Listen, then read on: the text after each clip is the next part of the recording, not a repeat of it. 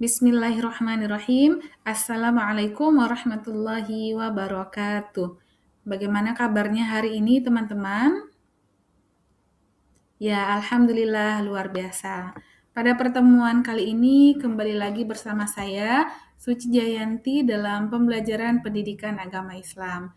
Kita akan membahas mengenai ormas Islam dan pergerakan nasional. Baik, teman-teman di negara yang mayoritas beragama Islam, tentu banyak sekali ormas Islam yang ada di negara kita. Namun dengan banyaknya tersebut tidak membuat kita terpecah belah, ya. Teman-teman bayangkan jika semua sekolah, rumah sakit dan panti asuhan milik ormas Islam tutup serentak hari ini, lalu Indonesia akan kehilangan nafas pendidikannya. Ormas pertama yang akan kita bahas adalah Ormas Muhammadiyah pada tahun 1912. Ormas Muhammadiyah ini didirikan oleh Kiai Haji Ahmad Dahlan. Beliau adalah sang pencerah, mendirikan Muhammadiyah di Yogyakarta untuk memurnikan ajaran Islam dan memajukan pendidikan modern. Fokusnya adalah pada sekolah, rumah sakit, dan sosial. Dan cara berpikirnya adalah modern dan maju. Selanjutnya adalah Ormas Nahdlatul Ulama yang didirikan pada tahun 1926.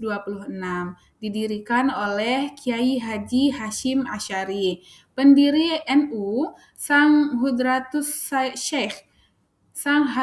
Syekh, NU berdiri untuk menjaga tradisi Islam Nusantara dan benteng pertahanan NKRI melalui pesantren. Fokusnya adalah pada tradisi dan pesantren. Untuk jargonnya yakni hubbul watan minal iman. Dua ormas yang sudah kita bahas tadi, Ormas Muhammadiyah dan NU, merupakan ormas yang terbesar yang ada di Indonesia. Muhammadiyah bagaikan sayap yang membawa Indonesia terbang tinggi dengan ilmu pengetahuan modern dan sistem organisasi yang rapi. Dan untuk Ormas NU bagaikan sayap yang menjaga Indonesia tetap kokoh dengan akar tradisi yang kuat dan persaudaraan yang luas. Tanpa salah satunya, Garuda tidak bisa terbang seimbang. Teman-teman, dua organisasi yang berbeda namun memiliki tujuan yang sama untuk persatuan dan keeratan bangsa Indonesia. Kita bisa memberikan salah satu contoh provinsi yang ada di Indonesia, yaitu Provinsi Bengkulu. Selanjutnya kita akan menyelami jejak ormas di Bengkulu. Mengapa di Bengkulu tercinta ini begitu spesial bagi sejarah nasional? Oke, mari kita bahas lebih lanjut. Tahukah teman-teman bahwa di Provinsi Bengkulu ada seorang tokoh yang memiliki kisah sejarah pada negara kita, yaitu Ibu Fatmawati. Apakah teman-teman sudah mengetahui Ibu Fatmawati? Ya, Ibu Fatmawati adalah penjahit bendera kita, yaitu bendera merah putih. Beliau merupakan putri tokoh Muhammadiyah.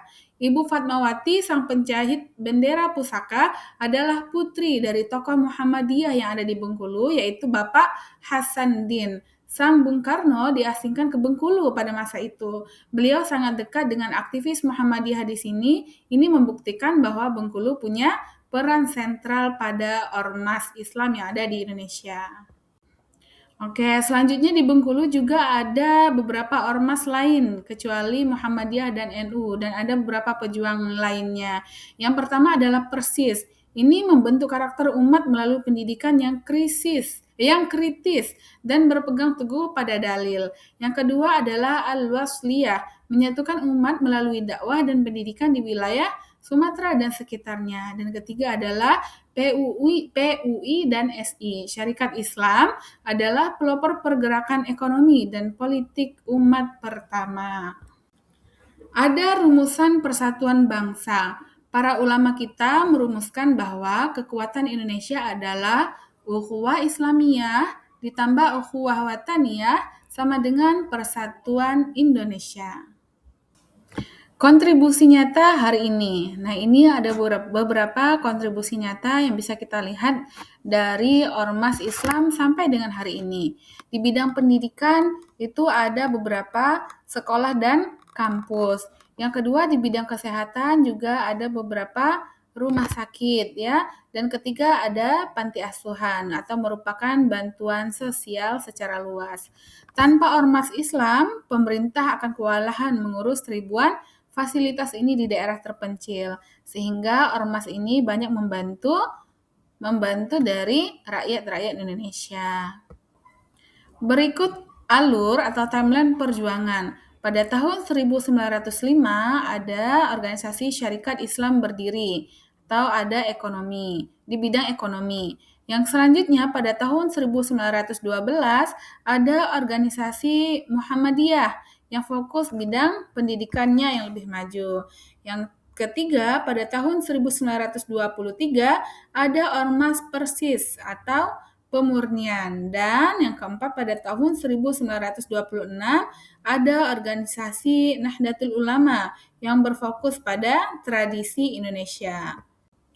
Baik, selanjutnya misi kita minggu ini adalah menjadi detektif ormas. Teman-teman bisa cari tahu satu gedung, baik itu sekolah atau rumah sakit atau bahkan masjid, milik ormas yang ada di sekitar rumah teman-teman. Baik itu rumahnya di Provinsi Bengkulu ataupun di luar Provinsi Bengkulu. Selanjutnya, teman-teman, setelah itu adalah foto atau catat alamatnya. Kemudian, tanya warga sekitar mengenai misal gimana gedung ini bantu warga di sini, kapan berdirinya, dan lain sebagainya.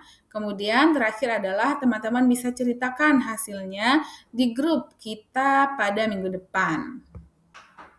Dengan banyaknya ormas yang ada di negara kita, tentu ada juga muncul beberapa pendapat atau berbeda pendapat. Namun kita harus saling menghargai pendapat satu sama lain. Jangan mau nanti diadu domba. Misal seperti ini, kenapa di akar rumput sering ribut soal kunut atau tidak? Padahal para pendirinya, Kiai Haji Ahmad Dahlan dan Kiai Haji Hashim Asy'ari adalah sahabat karib yang saling bertoleransi. Beda baju organisasi itu wajar, yang penting akhlak tetap mulia. Nah, dari contoh itu, misalnya contoh tadi seperti ini ya teman-teman. Ormas Muhammadiyah itu ketika sholat subuh tidak menggunakan kunut, sedangkan Ormas NU ketika sholat subuh menggunakan kunut. Nah, ini adalah dua perbedaan pendapat. Dan tentu perbedaan pendapat ini sudah memiliki dalilnya masing-masing, tinggal bagaimana cara kita untuk menghargai satu sama lain. Oke, teman-teman, itu materi kita pada pertemuan kali ini. Semoga bisa dipahami dan semoga kita bisa saling bertoleransi dengan adanya perbedaan-perbedaan yang ada di negara kita. Jika ada pertanyaan, teman-teman bisa sampaikan di WA Group atau personal chat ke tutor paket C. Terima kasih. Wassalamualaikum warahmatullahi wabarakatuh.